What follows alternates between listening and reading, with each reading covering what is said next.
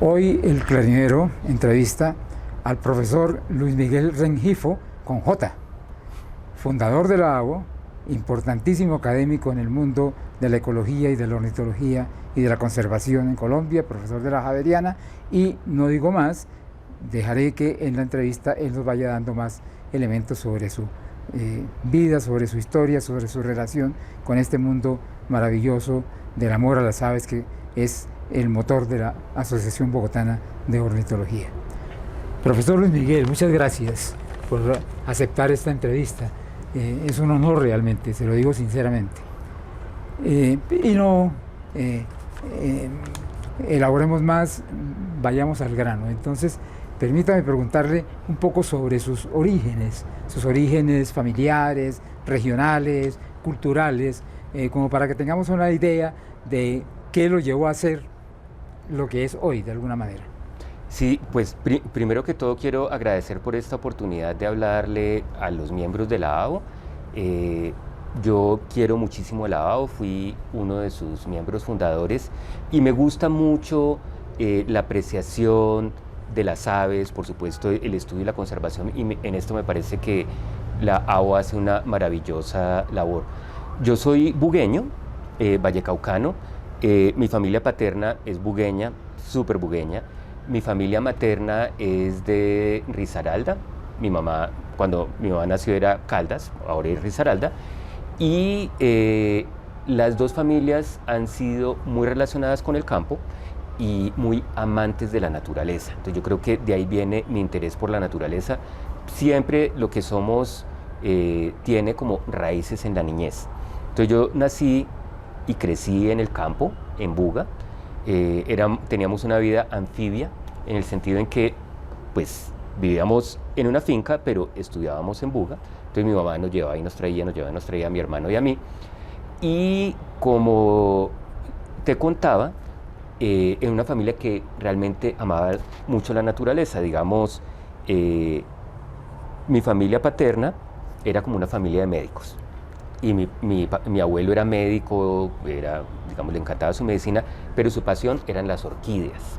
Entonces él tuvo una colección pues, muy importante de orquídeas, que por supuesto recibieron mis tías, y para mí era como para un niño de 6, 7 años, las conversaciones con mis tías a veces eran, Luis Miguel, mira, esta es una Odontoglossum papilio, y esta es una Cattleya triana, no la vayas a confundir con la Cattleya chocuana, que es esta de acá, por esto y eso aquello, para un niño. Entonces, fantástico, digamos... ¿Qué aula? No, era fantástico, y una cosa que era maravillosa era escuchar las tertulias de la familia. Entonces, como yo era muy chiquito, pues yo no interpelaba, pero escuchaba. Y en la familia de Rengifo había unas historias maravillosas porque... como te contaba, muchos de ellos eran médicos, pero además eran exploradores.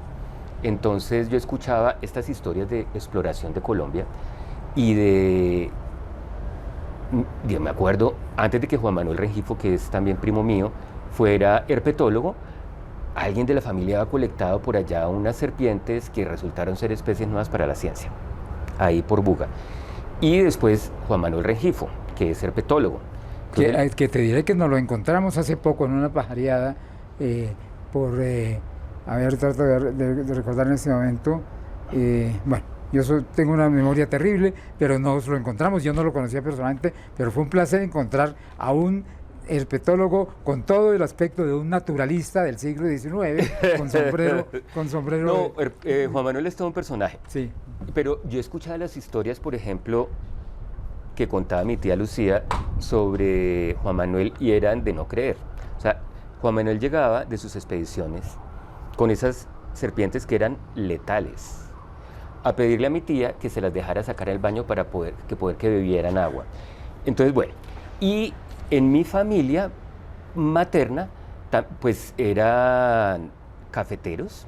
Mi mamá, digamos, mi papá murió cuando yo era un bebé, pero crecí muy cerca a las dos familias, paterna y materna, y mi mamá cultivó mucho en mí como ese interés por la naturaleza. Entonces yo creo que también digamos, la influencia de las dos familias, pero de mi mamá. Porque mi mamá me compraba revistas, libros, etcétera, que era lo que a mí me gustaba. Entonces, sí, yo crecí en un entorno con iguanas, sí, muy rico, en una familia que le gustaba la naturaleza, no solamente la belleza, sino estudiarla. Qué interesante. Y creo que pues eso sí fue muy definitivo en mi ruta. Creo que marca muchísimo, por supuesto. Claro. Y luego ya cuando saliste de la familia, cuando empezaste a crecer y a avanzar en estudios, ¿cómo se fue expresando, digamos, esa tradición, ese impulso? Pues yo me vine a estudiar a la Javeriana, un poco por accidente, porque yo me presenté a la Universidad del Valle, era como lógico, yo era bugueño, o soy bugueño, y a la Javeriana. Y me vine a estudiar a la Javeriana y en la Universidad del Valle no habían salido los resultados. Entonces, pero estoy muy feliz de que así hayan sido las cosas porque pues, la Javeriana ha sido una muy buena escuela para mí. Y no sé, pues yo tenía como un gran gusto por conocer, investigar toda la naturaleza y lo de las aves fue un poco por accidente. ¿Y a qué disciplina ingresaste? ¿A qué carrera? Biólogo, yo soy biólogo. De una vez directo a biología. Sí. No, mi interés por la naturaleza fue de siempre. Es más, un primo mío que es físico, él mucho mayor que yo, cuando yo tenía 8 años, hicimos un paseo a San Andrés, la familia de él y mi familia, y yo me acuerdo una conversación con él en el hotel, y Ricardo, él se llama Ricardo Páez, me dijo, Luis Miguel, sabes que yo creo que a ti te va a gustar algo que se llama ecología. Yo tenía 8 años y evidentemente hice un doctorado en ecología, o sea, Ricardo tenía además muy buen ojo. Claro. Sí, entonces, digamos, mi interés por la naturaleza, por la conservación, ha sido de toda la vida. Claro, crecí en un entorno que lo auspiciaba y en la casa de uno de mis primos estaban haciendo una enciclopedia maravillosa. Yo creo que fue muy influyente en los niños y adolescentes de mi generación, la enciclopedia Salvat de la Fuente, que era hecha por Félix Rodríguez de la Fuente. Ajá. Y la enciclopedia llegaba por fascículos y en la cobertura de los fascículos me enteré que existían los libros rojos, que se trataba de identificar cuáles eran las especies amenazadas, en este momento era en el mundo, para enfocar los esfuerzos de conservación. Entonces, yo tenía más o menos unos 7, 8 años cuando me enteré de eso, pero desde entonces mi interés en los libros rojos. Pero déjame decirte, Luis Miguel, que es impresionante cómo desde tan temprana edad ya las líneas eje de tu actividad profesional y de tu vida ya estaban mostrándose, ya estaban marcándose. Sí. Bueno, yo creo que eso también tiene que ver con la muerte de mi papá. Ajá. Y yo he hecho psicoanálisis, entonces creo que he trabajado el tema. Y claro, mi papá murió cuando yo tenía 6 meses y un niño tan pequeñito no tiene memorias como figurativas, sino como emociones. Sí. Pero pues evidentemente yo percibí que había sido una pérdida muy grande. Entonces yo creo, esto ya es mi especulación, que ese interés por naturaleza y esa sensación de pérdida me hizo interesar mucho por evitar la pérdida de las especies amenazadas. Y qué interesante. Y yo creo que desde allí, digamos, estuvo trazado mi futuro de trabajo en la investigación sobre las especies amenazadas, en este caso las aves, y en desarrollar estrategias para evitar su extinción. Yo creo que eso ha sido como un hilo conductor de toda mi vida. Estudiaste biología entonces en la Javeriana y luego hiciste estudios en el exterior seguramente. Sí, mi director de tesis de pregrado fue Germán Andrade, que fue maravilloso director y de varios de nuestra generación fue el director de tesis. No había, digamos, mucho con quien estudiar. Una influencia importante para mí fue también Humberto Álvarez de la Universidad del Valle. Claro. Pero además Germán trabajaba en ese momento en el Inderena. Ajá. Y a través de Germán yo conocí a personajes súper importantes en Colombia como el Mono Hernández. Claro. José Vicente Rodríguez. Entonces, eso me fue abriendo las puertas a unos científicos que no existían en la Javeriana, porque obviamente ni ornitólogos ni conservacionistas existían en la Javeriana. Ellos estaban más en la Nacional. Pero muy poquito, muy poquito. Había muy poquita gente que hiciera esto. Claro. Entonces, Germán fue una puerta maravillosa para estos temas. Y yo fui miembro fundador de Fundación Herencia Verde, que fue muy importante en el país en el desarrollo de las reservas privadas en Colombia. Herencia Verde, no vayan a creer que esto eran potentados, era un grupo de recién egresados y estudiantes. Y así surgió, y nosotros tuvimos la segunda reserva privada que hubo en el país. ¿Qué fue cuál? Acaime, en el Quindío. Y la fundación en sí fue una escuela increíble de aprender, darse uno cuenta que las reservas privadas estaban bien, pero eso es una pequeña contribución. Pero para tener un impacto significativo había que trabajar con la gente de la región. Entonces, esto fue importante. Yo trabajé con Herencia Verde como 4 años antes de irme a hacer mi maestría en conservación y uso. No, perdón, esa fue la que yo lideré aquí en la Javeriana, una maestría en biología de la conservación y ecología tropical. ¿En dónde fue eso? En la Universidad de Missouri en San Luis. Y allá también me quedé haciendo el doctorado en ecología. Entonces, después de haber trabajado con una ONG en Colombia durante un tiempo, me fui a estudiar a Missouri y allá hice mis estudios de maestría y doctorado, y yo hice mi tesis de doctorado con Fundación Herencia Verde. Y lo que estudié yo en ese momento era un tema innovador, que era los efectos de la transformación del paisaje, que no solamente era la fragmentación de los bosques, sino cómo el entorno que rodeaba los remanentes de bosque determinaba la composición de la bifauna de esos fragmenticos y las posibilidades de conservación. Y de ahí nació un interés muy grande en mí por la conservación de biodiversidad en paisajes rurales. Pues así como quien no quiere la cosa, sin saber a qué horas salimos entonces de una familia amante de la naturaleza, de algunos tíos y parientes un poco excéntricos, amantes de las culebras, a especialista y enfocado en el tema de la conservación. Y ya nos ha contado cosas muy interesantes sobre la conservación, la experiencia de Herencia Verde, sus estudios. Es impresionante, debo decir en este momento, cómo van como coincidiendo, confluyendo los arroyos hacia un río, y cómo hay una gran consistencia en esa trayectoria vital y profesional, Luis Miguel. Danos un poco más de historia sobre la conservación en tu vida. Sí, imagínense que yo, cuando estaba terminando mis estudios de pregrado y trabajaba en Herencia Verde, una primera iniciativa de una estrategia nacional para la conservación de las aves, que nunca se publicó, pero trabajamos un montón, y los encuentros nacionales de ornitología eran para trabajar en la estrategia. Ese fue el origen, y la idea fue de Jorge Eduardo Botero, que tristemente falleció el lunes. Sí. Hagámosle un homenaje a un personaje muy importante en la naturaleza, en las ciencias naturales de Colombia y en ornitología. Y como les contaba, Jorge fue el de la iniciativa de reunámonos para trabajar en una estrategia.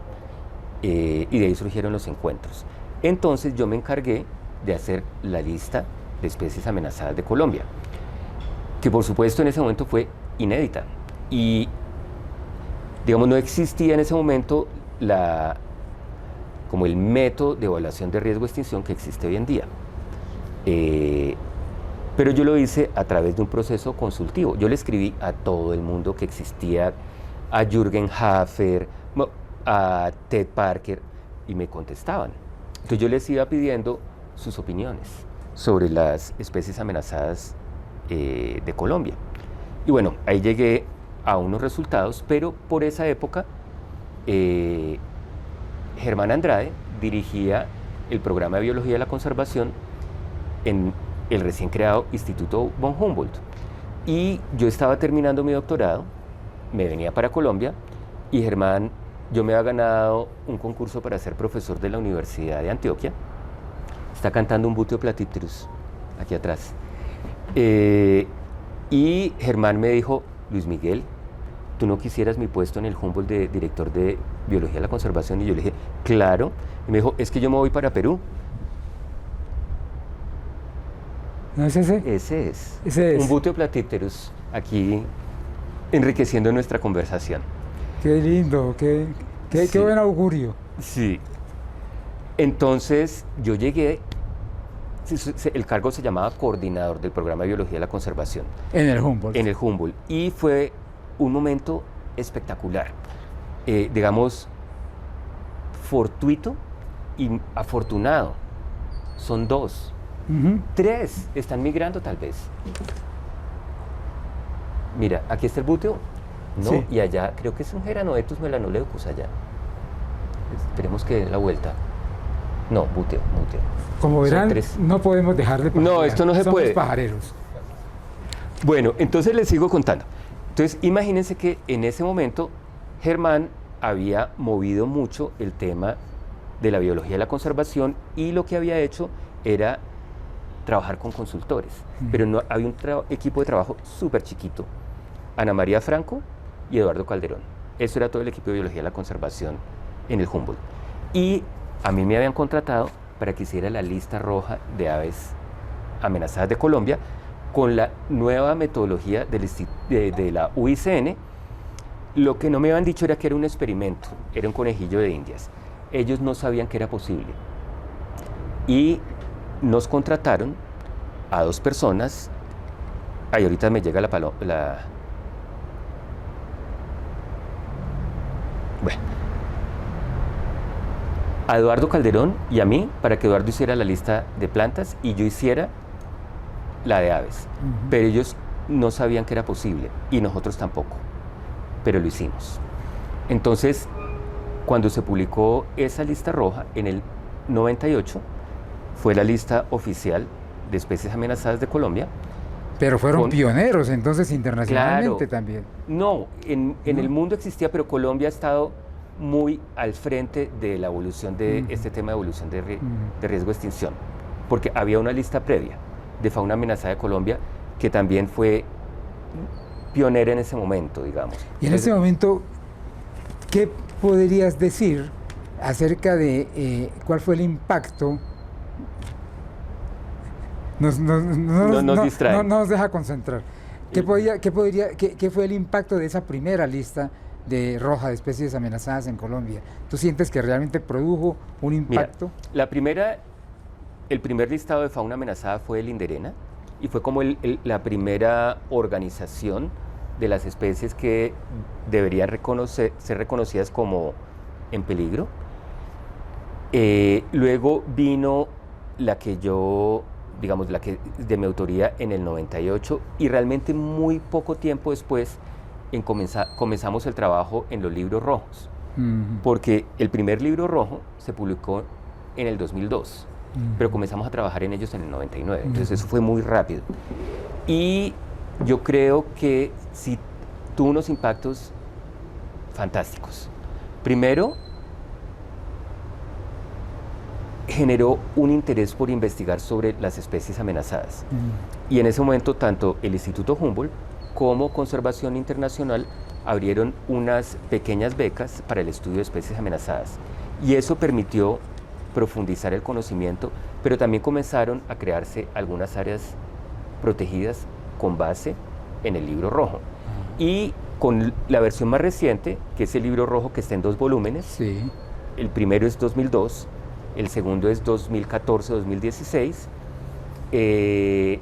Claro, nosotros vimos la evolución en el conocimiento, súper interesante, que enriqueció mucho la evaluación del 14 y del 16, y claro, había nuevos métodos en ese momento para hacerlo mucho más sofisticado, pero los libros rojos, desde mi punto de vista, han tenido un impacto importante en el desarrollo de la conservación, no tanto como quisiéramos, pero lo ha tenido, e interesantemente en la observación de aves, porque los observadores de aves, una de las aves de más interés son las especies amenazadas, claro. Por supuesto, claro. Pero además los observadores de aves son una fuente de información maravillosa sobre las aves.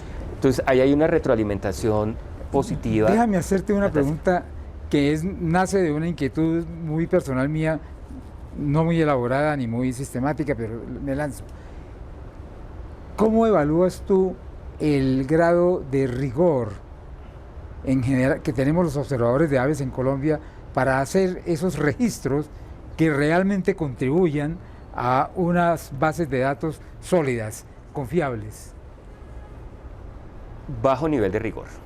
Bueno, La mayor parte de las observaciones no tienen el nivel de precisión que se necesita, por ejemplo, para ser utilizado en un estudio como los libros rojos. Por eso es muy importante, y creo que la ABO quiere trabajar en esto, y es hacer unas capacitaciones en cómo registrar muy bien la información en eBird, que es una herramienta tan poderosa, pero si uno mete información de baja calidad, los análisis que uno obtiene de esa información son de baja calidad. lo que decían al principio de los computadores cuando estaban empezando, ¿no? Si les metes basura, sale basura. Exacto, pero digamos, hay algo que es muy sencillo, muy fácil de hacer, y es hacer listas corticas. Entonces, uno sale a observar aves y va registrando en eBird lo que uno ve en la inmediata vecindad. Si usted se va a mover, cierra la lista y haga otra y otra.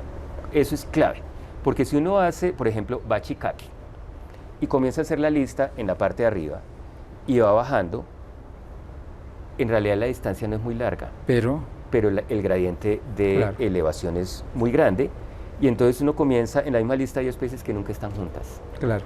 Entonces, por eso las listas tienen que ser corticas. Esa es la clave, básicamente. Pues esperemos que esta observación tan interesante, pero además contextualizada, ¿no? Lo que me fascina, lo que me parece más motivador de este comentario que nos hace Luis Miguel es que no lo está diciendo como un tip suelto, sino que lo está enmarcando en una trayectoria. Y es que nosotros, para los libros rojos, usamos un montón las observaciones. Digamos, en este caso, yo llamaba Juan David Ramírez, o yo los llamaba, tienen observaciones de ese sitio con coordenadas precisas. Ajá. Si no tienes coordenadas precisas, no me las mandes. Uh-huh. Pero, y con eso hicimos el libro rojo. Pues esto nos está dando material para muchas cosas que sé que el área de educación de la ABO va a tomar para muchas iniciativas en las que esperamos también contar contigo. Claro, con mucho gusto. Ahora, ya eso, la conservación, las aves, los libros rojos, las listas de observación, nos trae al terreno de la ABO, que es el último gran terreno que vamos a trabajar en esta conversación. Como yo lo dije al principio, tú eres miembro fundador de la ABO. Me gustaría que nos cuentes un poquito sobre ese periodo inicial, inclusive cuando la ABO todavía no era una institución formalizada. ¿Quiénes fueron los que tomaron esa iniciativa? ¿Cómo se movieron? ¿Qué obstáculos tuvieron? Cuando hablo informalmente con mis amigos, me gusta llamarlo el periodo heroico de la ABO. Pues, mire, cuéntanos. Yo creo que es más que justo hacer un reconocimiento de homenaje a la persona clave en el desarrollo de la ABO, que es Loretta Rosselli.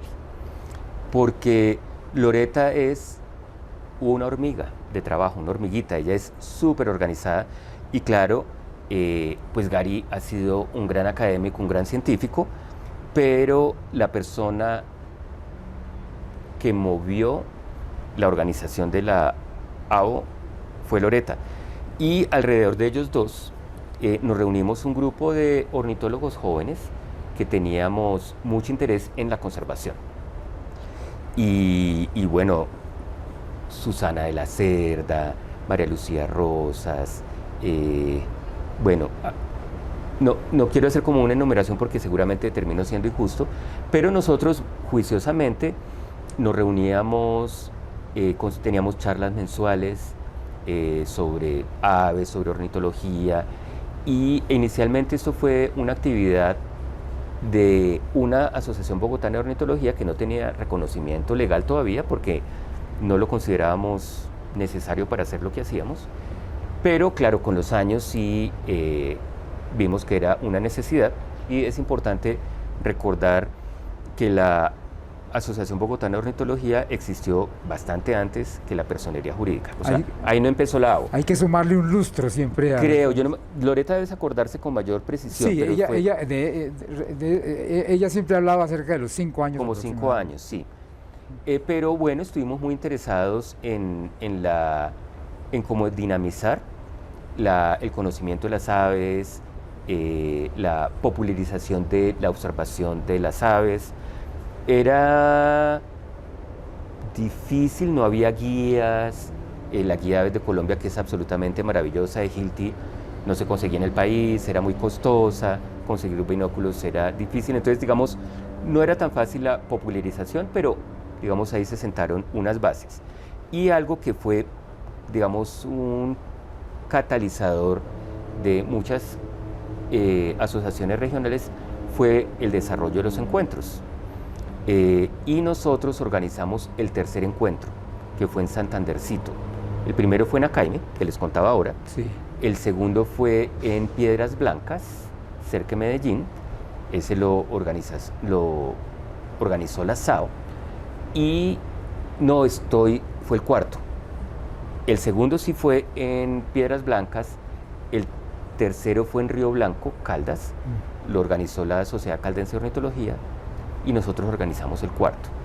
Y de hecho, esta organización de los encuentros sirvió de un catalizador importante para el fortalecimiento de las asociaciones, entre ellos la AO.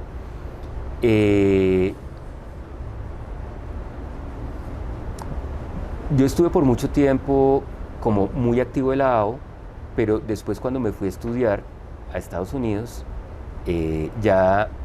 siempre he sido miembro de la AO, pero mucho menos activo porque no vivía en Bogotá. Y en los últimos años, que he estado como en ocupaciones distintas a la de ser un investigador, aunque nunca he dejado de hacer investigación, no he estado tan cercano a la ABO como me hubiera gustado. Y ahora la ABO es un grupo espectacular, con una cantidad de gente entusiasta que yo debería disfrutar más. Cuando yo estuve en el Instituto Humboldt era una época como creativa y estando allí surgió la oportunidad de crear la Red Nacional de Observadores de Aves, que organizamos con todas las asociaciones regionales de ornitología, entre Juan David Amaya, Ana María Franco y yo, y por supuesto las asociaciones. Y eso fortaleció los encuentros, eso además nos pusimos la tarea de que hubiera como tareas compartidas. Y de ahí salieron los censos nacionales de aves acuáticas. Y se popularizó mucho más los censos de aves de Navidad, que se venían haciendo desde mucho antes aquí en Bogotá y en algunas partes del país, pero nos pusimos en la tarea de que cada asociación iba a hacer censos de aves acuáticas y de aves de Navidad. Y la SAO, la Sociedad Antioqueña de Ornitología, Juan Guillermo Jaramillo, para ser exacto, desarrolló una plataforma en la cual uno podía subir las observaciones de tal manera que tuviéramos lo que hoy se llama ciencia ciudadana y que las observaciones de la ABO, de todos nosotros, sirvieran al conocimiento de las aves. Esa plataforma se llamó Data Aves, y cuando se creó eBird para Colombia, entró a nutrir eBird. Entonces esto que fue un trabajo de la Red Nacional de Observadores de Aves, y en el caso de la SAO, esa base de datos enriquece hoy en día eBird. Qué interesante, pero a propósito de eso, yo he oído hablar de Data Aves y me parece que fue una experiencia además muy anticipatoria, sí, creo que esa es la expresión, antes de que existieran todavía las plataformas digitales a base de lápiz y papel.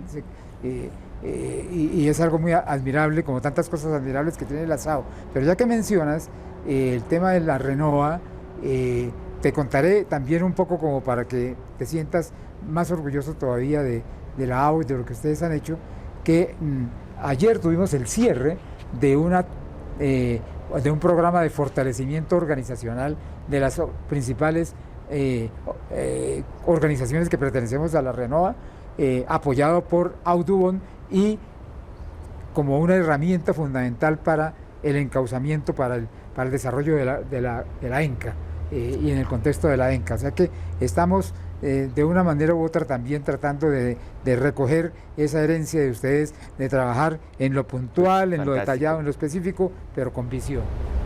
Luis Miguel, cuéntanos en este momento de tu vida y de tu actividad profesional, en qué estás y qué anticipas a futuro de tu trabajo. Pues imagínate que yo he sido biólogo de la conservación toda mi vida y ahorita estoy haciendo investigación social.